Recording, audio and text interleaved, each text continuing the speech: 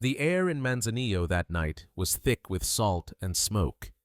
I crouched behind a crumbling seawall across from the beach hotel, clutching the radio so hard it felt like my bones might snap. 3 in the morning, and the avenue exploded with gunfire that rattled the glass towers above us. Bullets clattered off metal railings like hailstones in a storm. Grenades lit the night so bright that for seconds at a time, it felt like sunrise had arrived, only to plunge us back into the dark roar of rifles. "Maintain position," the voice ordered through my earpiece, calm as stone.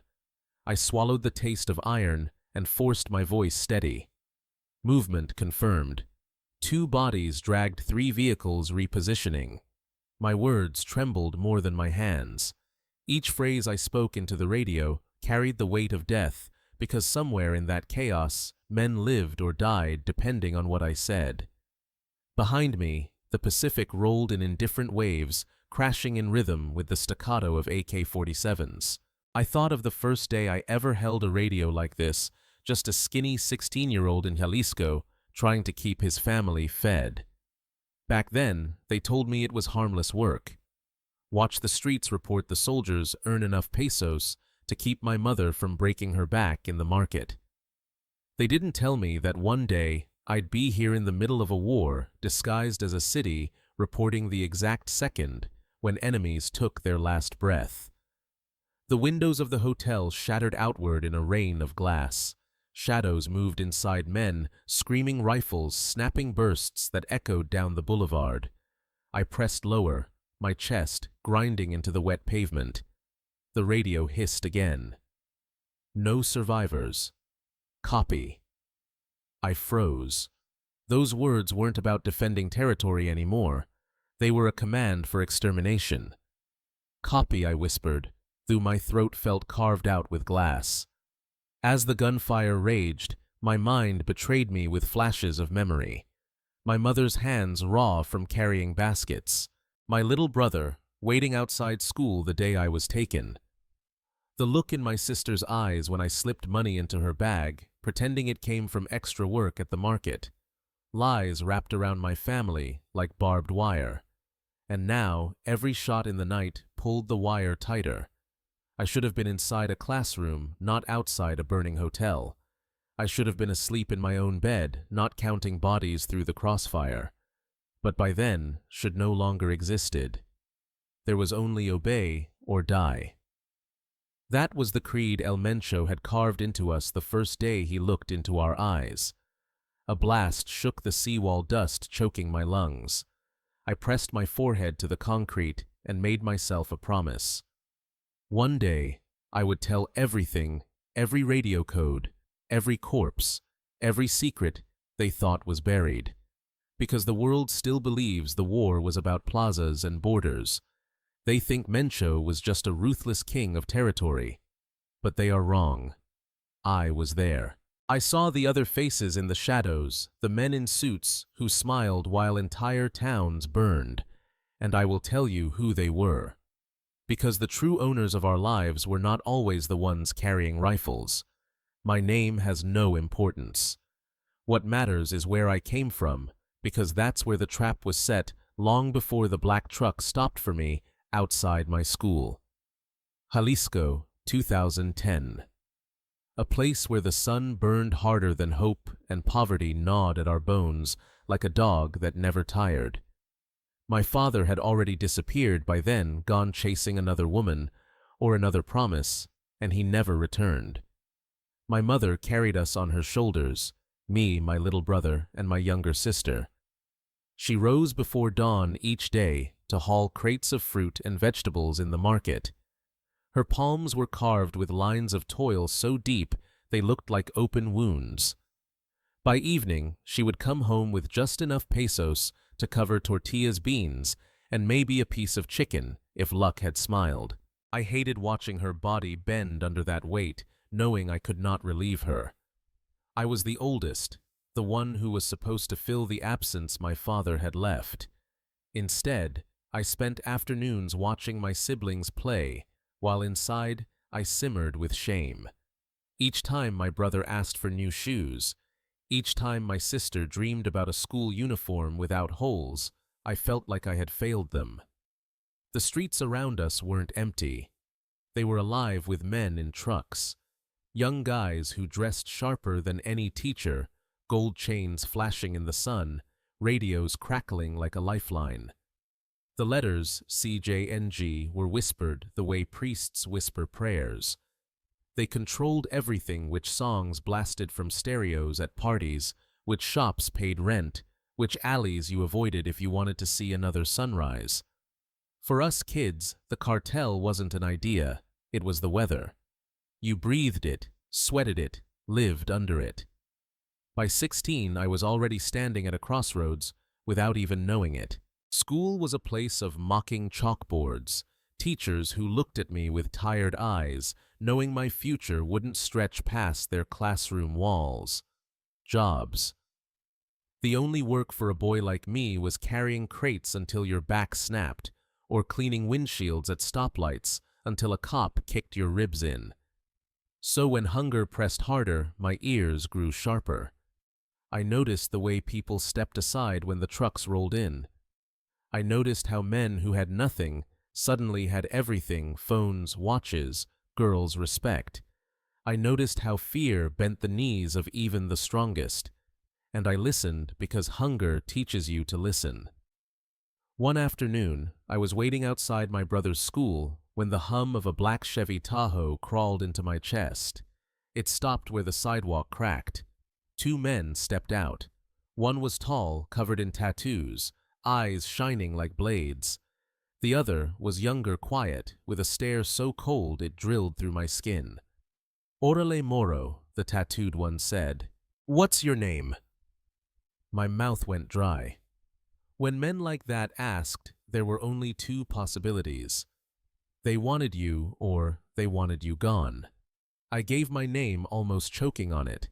He smiled, not like a friend, but like a man who had just opened a cage. We need kids who know the streets, eyes that don't blink at danger, want to make some money. Money. That word snapped inside me like a trap. 100 pesos a week, more with bonuses. Enough to ease my mother's pain, enough to feed my brother and sister. For a boy who had never seen more than a handful of coins in his pocket, it sounded like salvation. "You don't have to do anything bad," the younger one assured me, voice like ice. "Just report if you see soldiers, federales, anyone strange. Easy job. And we take care of you." It was a lie, of course. But at 16, lies dressed as miracles looked like the only doors left standing. That night, I stared at the ceiling of our one-room house, listening to the rhythm of my mother's breath, the quiet snores of my brother, the soft dreams of my sister. I told myself I would take the job just for a while, just until things got better. I didn't know then that just for a while can stretch into a lifetime, or that the next step would take me to a rancho outside Zapopan, where I would come face to face with a man whose shadow covered the entire state. The next morning, I waited at the corner where the Tahoe had stopped. The tattooed man, people called him El Toro, leaned out the window and jerked his chin toward the back seat. I climbed in, pressing myself against the cold leather heart, hammering so hard I thought they would hear it. Beside me sat 2 other boys younger than me, their eyes wide, but silent. Nobody spoke. Silence was the first lesson. We drove through the city until skyscrapers gave way to fields and dusty roads curling into the hills. The air grew heavier with the smell of diesel and sweat. When the trucks turned onto a dirt road, I realized this was no neighborhood stop. We were heading for something bigger. The rancho appeared suddenly sprawling behind iron gates, encircled by mountains like a fortress carved into the land. Dozens of trucks, Suburbans, pickups, even armored vehicles were lined up like soldiers. Armed men stood at every corner, their rifles glinting in the sun. No uniforms, just jeans and boots, but their eyes were sharper than any soldier's. We were ordered out, lined up beneath a mesquite tree, whose shade did nothing against the brutal heat. The other recruits avoided my gaze, each of us pretending not to notice the fear etched on our faces. Minutes stretched like hours until another truck rolled in larger black glass, reflecting the blinding sky. When the doors opened, the air itself seemed to tighten. He stepped out without hurry. A man of average height, skin darkened by the sun, mustache-trimmed denim shirt tucked into worn jeans. But it wasn't his clothes that mattered, it was his presence. His eyes didn't scan the ground, they pierced it. When his gaze landed on you, it felt like standing naked in the middle of a storm. Nemesio Oseguera Cervantes, El Mencho. He walked the line, slowly pausing at each boy, measuring us without a word. When his stare locked on me, I couldn't breathe. Seconds dragged into eternity before he moved on. Finally, he spoke, voice calm, almost gentle. Welcome. Here we don't play games. Here you serve or you fall. Behind him, El Toro barked out the rules: loyalty without question, without exception, obedience without hesitation. Mistakes cost blood, yours or your family's. No one doubted he meant it. A radio was shoved into my hand, the plastic heavy as iron. They taught us codes: green for military, white for federales, red for rivals. Simple colors, but each one meant life or death. My call sign was Águila Tres. I repeated it in my head like a prayer. My first assignment came that same night. El Toro drove me to the edge of Zapotlanejo, a highway running black under the stars. Stand here. Report everything. Every hour say it's clear unless it isn't. Don't miss. Don't move. Don't speak to anyone. So I stood, backpack over my shoulders, like any student waiting for a bus, earpiece tucked inside my collar. Every 60 minutes, I pressed the button and whispered, Águila Tres. All clear. A voice would respond, low and steady, copy, stay sharp. The first nights passed in eerie calm.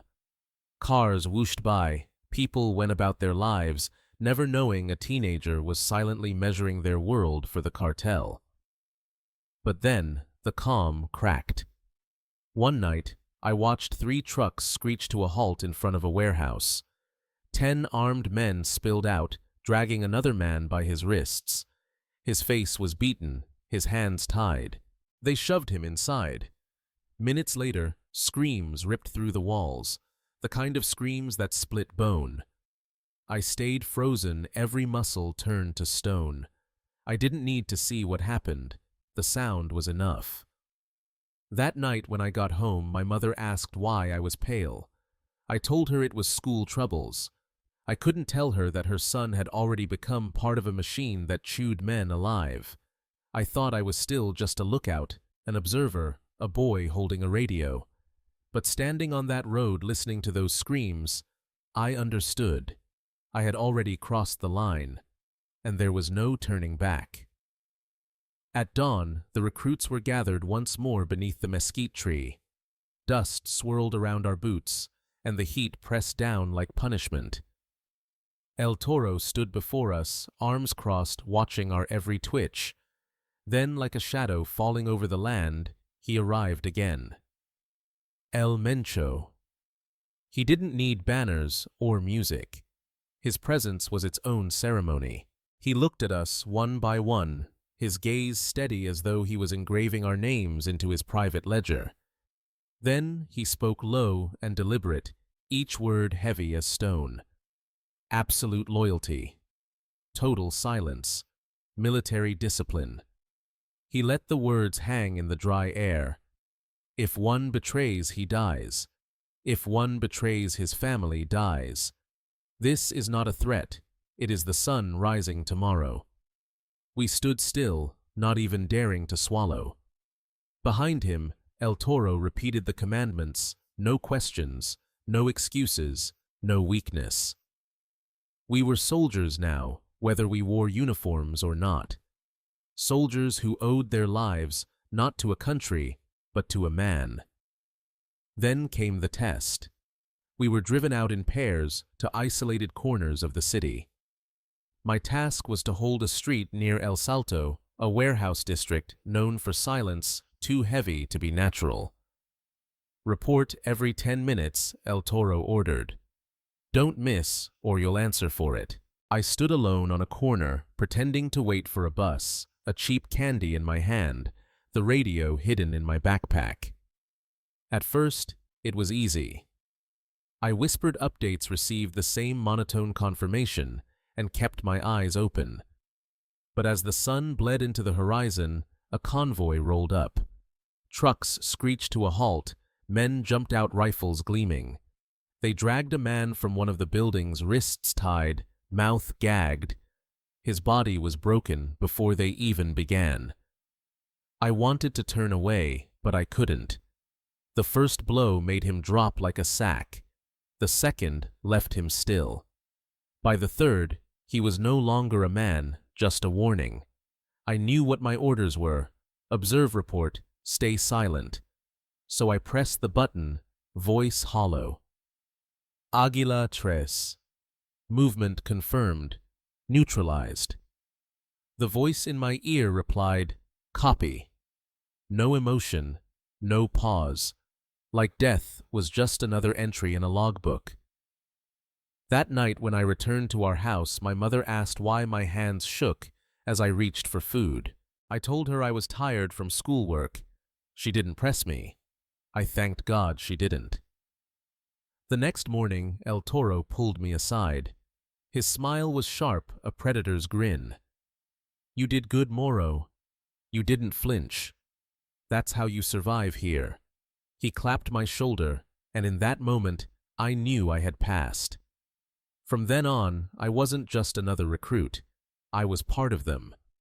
The induction was not marked by tattoos or oaths in blood, but by silence kept and lies swallowed. My first test wasn't about courage. It was about obedience. They didn't want men who thought. They wanted eyes that saw, mouths that reported, and hands that didn't shake when the world turned red. And I had just proven I could be exactly that. But inside, a part of me began to rot. Because when you watch a man beaten into silence and say nothing, you're not a bystander. You're complicit. And no amount of candy or excuses can wash the blood off your tongue. The radio became my heartbeat. Every morning, I slipped the earpiece beneath my shirt collar. Every night, I whispered codes into the dark.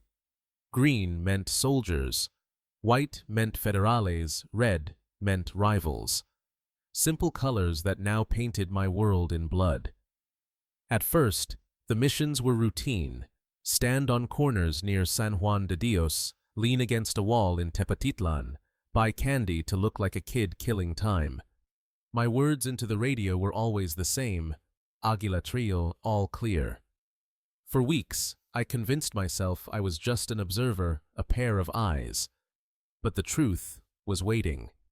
It only takes one night for the mask to fall. That night came in Tepalcatepec. I had been ordered to watch the northern road, nothing unusual. But just before dusk, the ground began to shake with engines. 10 trucks roared into view, packed with Sicarios' rifles, jutting from windows like thorns. My stomach dropped. I pressed the button. Base Águila Tres. Code red. 10 units direction north. The reply was instant. Copy. Maintain position. I wanted to run, but training and fear chained me. Minutes later, the plaza erupted. CJNG convoys arrived, engines screaming, and the two storms collided. Gunfire split the air like lightning. Explosions thundered. Civilians screamed and scrambled, shops slammed their shutters. I pressed myself against a food stand, reporting what I could. 3 trucks advancing, 2 down, bodies on the road. Hours passed like years. When silence finally returned, 20 corpses lay in the dust. Among them were 2 boys my age, their eyes frozen wide toward the sky. I couldn't move. It could have been me. That night, El Guero, the veteran assigned as my coordinator, patted my back. "Good work, Moro. You kept the line." His words tasted like poison. Keeping the line meant watching kids die while I spoke codes into static. From then on, the work deepened. I was sent to shadow warehouses, follow suspicious convoys, guard intersections before shipments. Once I was ordered to stand outside a house in Apatzingan. Hours passed quietly until 2 trucks rolled up. The men who poured out weren't locals. Templarios. Rivals. I whispered into the radio. Code red, 2 vehicles armed. Within minutes, CJNG trucks swarmed the block. Gunfire exploded. Windows shattered, the house ignited in flames. I crouched behind a crumbling wall, radio shaking in my grip. The smell of burning flesh clung to the night. When it was over, the street was littered with bodies and ashes. That was the moment I realized the lie of being just a lookout. My silence guided the blood. My codes opened the door. At home, I stared at myself in the mirror, searching for the boy who had once worried about homework and family dinners. Instead, I saw eyes that refused to blink, a face learning to harden. To keep going, I had to believe the story I told myself. I wasn't pulling the trigger. I wasn't the one giving orders. I was helping my family survive. But lies rot fast. Soon I was paid bonuses, more pesos than I had ever imagined. Enough to buy new shoes for my brother, notebooks for my sister, medicine for my mother. I told myself the money was clean once it reached their hands. But deep down, I knew it dripped red. By the end of that year, I no longer flinched at gunfire. My pulse stayed steady during executions. When El Guero said I was reliable, I felt pride instead of shame. The boy who once wanted only to escape poverty had been replaced. I was no longer just a pair of eyes. I was part of the machine. And the machine never stops once it tastes your loyalty. Promotion in the cartel didn't come with medals or ceremonies. It came with trust, measured in blood and silence. By the time I turned 17, El Guero no longer sent me to stand alone on corners. Now, I was part of a mesh, a living web, stretched across Jalisco, Michoacán, and Colima. "You're not just eyes anymore, Moro," he told me one night, handing me a newer radio with encrypted channels. "You're the thread. If you break, the net rips." My world expanded. No longer confined to a single street or highway, I was moving across entire towns. Coordinating halcons, relaying reports, mapping rival convoys in real time. At first, the responsibility felt crushing, but soon I discovered a dangerous rush in it, the power of being the first to know. The first to warn, the voice that guided dozens of rifles into position. The war was burning hotter. In Michoacán, the Caballeros Templarios fought to the last breath. In Guanajuato, the Santa Rosa de Lima cartel defended its land like it was religion. Each plaza was a battlefield where every block meant money control and routes. Every meter of dirt is worth gold, commanders told us, and we believed them. I saw my first training camp in the hills outside Tepalcatepec. It wasn't like an army barracks, but a collection of ranchos strung together with dirt tracks. Men ran drills with AR-15s, learned ambush tactics, practiced discipline like soldiers. Recruits who faltered were beaten in front of everyone. One boy tried to run his body, was left hanging from a tree as a warning. That image followed me into every dream. Still, the rewards dazzled.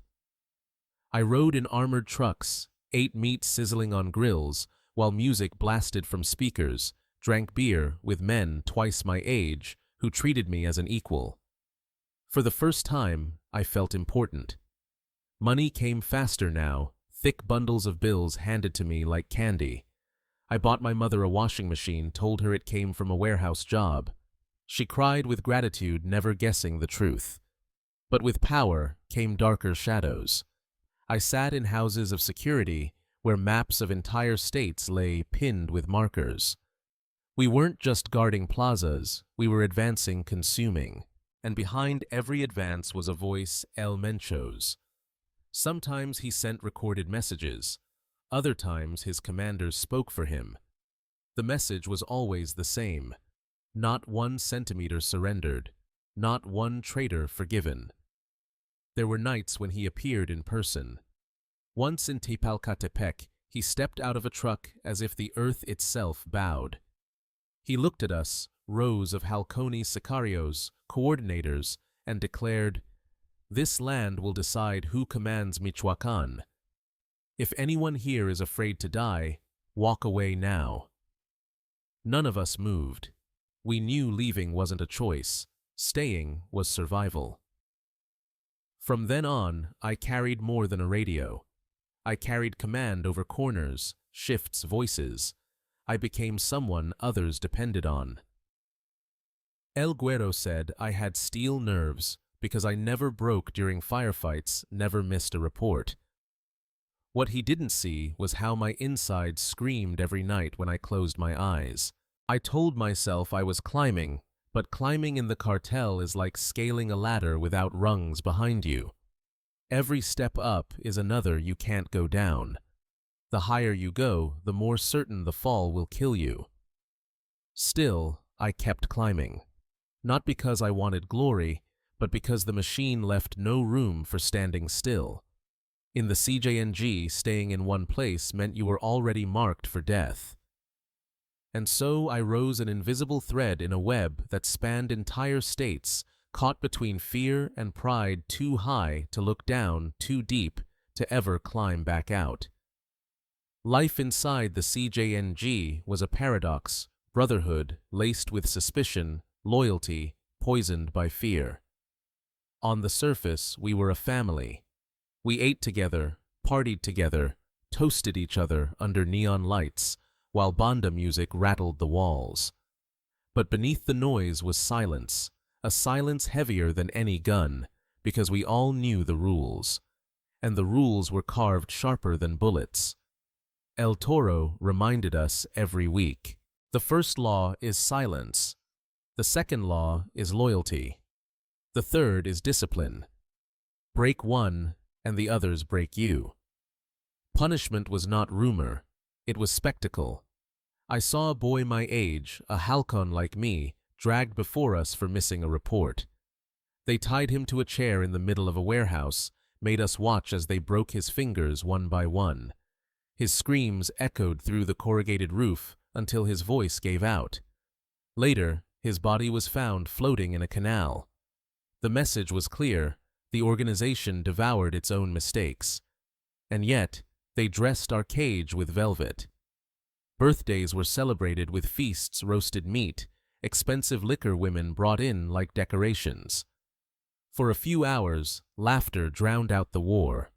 But even in those moments, glances darted across the room, each man calculating who might one day betray him. The duality hollowed me. In the morning, I delivered reports like a soldier. At night, I clinked bottles with men whose smiles hid daggers. We were bound by an oath none of us had chosen, but all of us had accepted: obey or die. One memory never left me. We were stationed near Villagran at a gas station gone dark after sunset. Orders were to report rival movement. Hours ticked by in tense quiet until headlights appeared, 2 trucks, no plates, creeping along the old road. I whispered into the radio, "Gavilan 4, 2 units direction north." Command replied, "Copy. Do not intervene." Minutes later, our convoy arrived. 4 trucks swept in with lights dimmed. The firefight was swift, merciless. I ducked behind a rusted sign, forcing myself to keep reporting positions. When silence returned, a woman emerged from the shadows holding the hand of a little girl. They had come from the store carrying bread and milk. A nervous recruit cocked his rifle by reflex. The click echoed louder than the gunfire before it. The child screamed, groceries tumbled across the pavement. El Toro shoved the weapon down, snarling. The convoy rolled on. The woman and her daughter sat on the curb trembling. They weren't hit, but terror clung to them like ash. I watched from the shadows, unable to breathe. That moment branded me deeper than any party, any oath. Because it proved what I had been trying to deny: there was no clean war. Even silence made you complicit. Back in the safe house, El Güero congratulated us. "Good work, Moros. Plaza secure." I nodded, but inside I was collapsing. The organization called itself a family, but what family feeds on fear? What family parades loyalty while plotting betrayal? Still I stayed. I had no choice. By then, the CJNG owned my nights, my breath, my very thoughts. Each day, I woke up with the same truth burning in me: I belonged to a family that would eat me alive the moment I faltered. The longer I stayed inside, the clearer the truth became. The war for the plazas wasn't just fought with rifles. It was fought with signatures, stamps, and handshakes behind polished desks. Manzanillo was where I first understood this. The port was a kingdom disguised as concrete, and Crane's containers stacked like monuments to greed. To outsiders, it was just commerce. To us, it was the artery that pumped life into the cartel. Ships came from Asia loaded with chemicals, the kind used in clandestine labs, tucked away in the mountains. Every container passed smoothly through customs, thanks to papers signed by judges and notaries who had already sold their loyalty. El Tío, a grizzled operator who had survived longer than most, stood beside me once, as we watched a convoy of trucks roll out of the port. "Moro," he said, "chewing a toothpick out here, you don't fire much. But more people die just slower.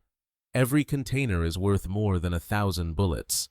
Every judge's pen is stronger than a grenade." His words haunted me, because I had already seen it. In Colima, a judge had ordered the release of 3 of our captured operators, not only freed them, but destroyed the case files, so it was as if they never existed. Another time, a federal patrol stopped one of our convoys. I thought we were finished. Instead, the officers shook hands with our commander and even escorted us part of the way, like loyal escorts. That was the day my stomach turned. How do you escape a war when even the law wears your enemy's colors? I began to hear names whispered over the radio: politicians, generals, businessmen, men whose faces never appeared on wanted posters, but who held the keys to our survival. They were the invisible owners. Men who never dirtied their hands with gunpowder, yet fed the fire with signatures and cash. I remembered one night at a safe house near Celaya. A man in a crisp suit arrived, briefcase in hand. He wasn't armed, but everyone stood straighter when he walked in. He spoke of court orders, suspensions, amparos that would shield us from raids scheduled the next morning. "You handle your business at night," he said with a smirk. "I'll handle mine during the day." Then he laughed. Nobody else did. In that moment, I realized the battlefield stretched far beyond the plazas. It reached into courtrooms, police stations, even government offices.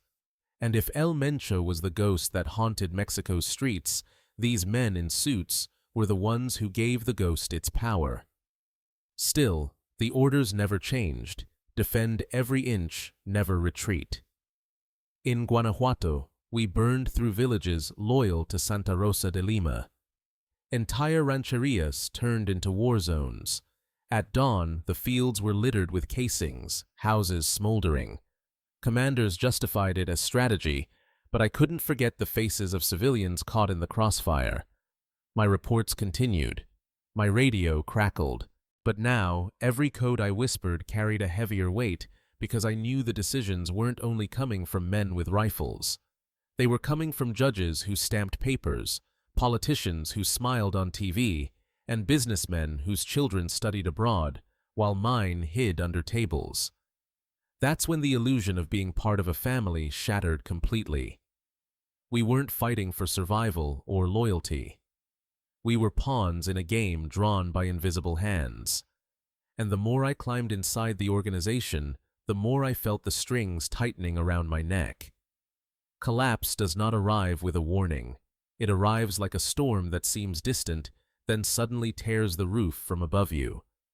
For me, it began with a hotel in Manzanillo. The night was humid, the streets slick with sea air. Our orders were simple.